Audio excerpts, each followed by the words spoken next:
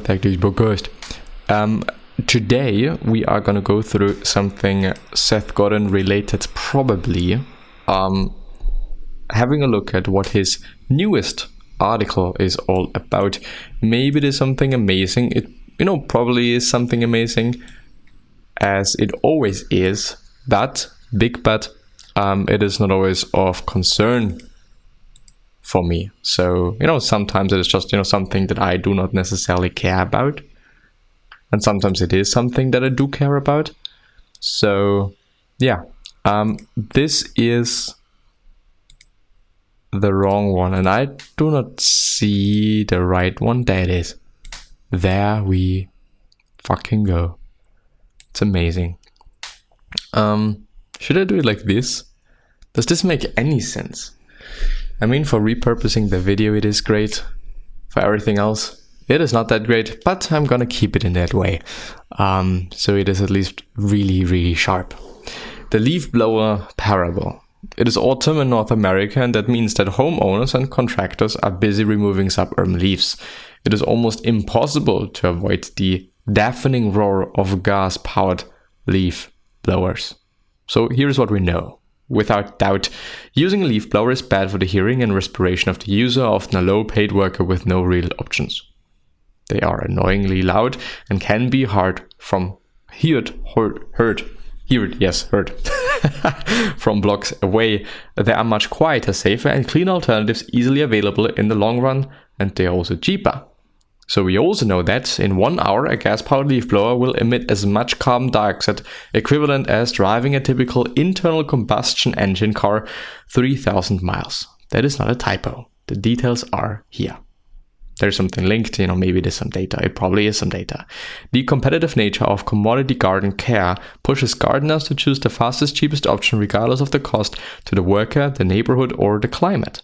The technology to replace gas leaf blowers is proven inexpensive and readily available, and yet they're still here. And the reason is that they are convenient, a sunk cost, and a short-term profit hack.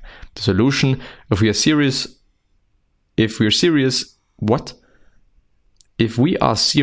is to ban gas leaf blowers. The replacements will pay for themselves in a few weeks. Once the competitive playing field is reset, gardeners will come out ahead. Employee well-being will increase, and the leaves will still get blown. So what is the problem?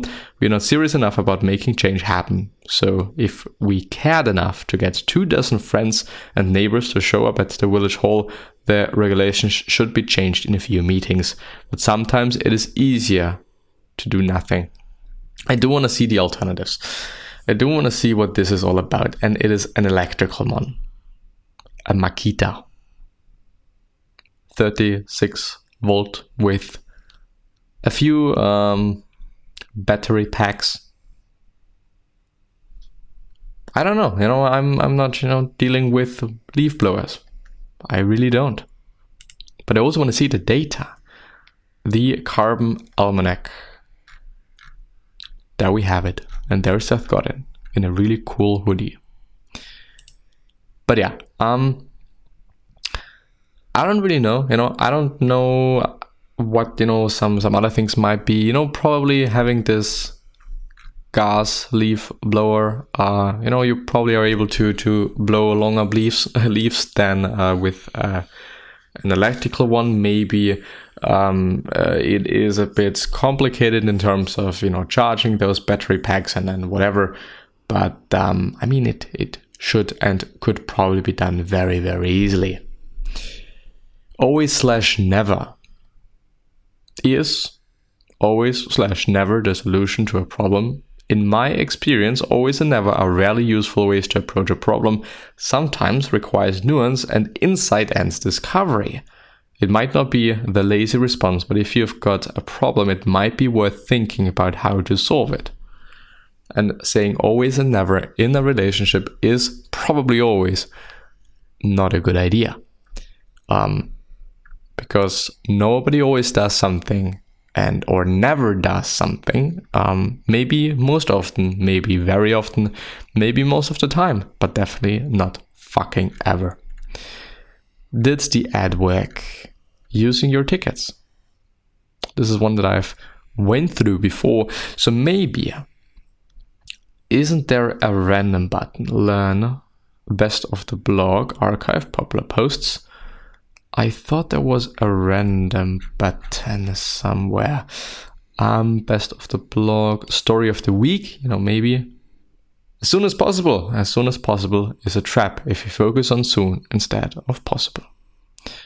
Popular posts and the archive. Let's see. Recent popular posts. 2 kinds of good cooks, some questions, clues that you might not be trying hard enough. Are you an autodidact? 5 true statements we don't hear very often. I am not that smart, quote unquote. Let's see. From 16th of October 2022. I am not that smart. Some said that to me the other day, and it was heartbreaking. The number of tasks in our culture that require someone who was born with off-the-chart talent is small indeed. Just about everything else we need people to do is the result of effort, practice, and care. It is true that variations of that work are easier for some folks, but not one finds all of its easy going.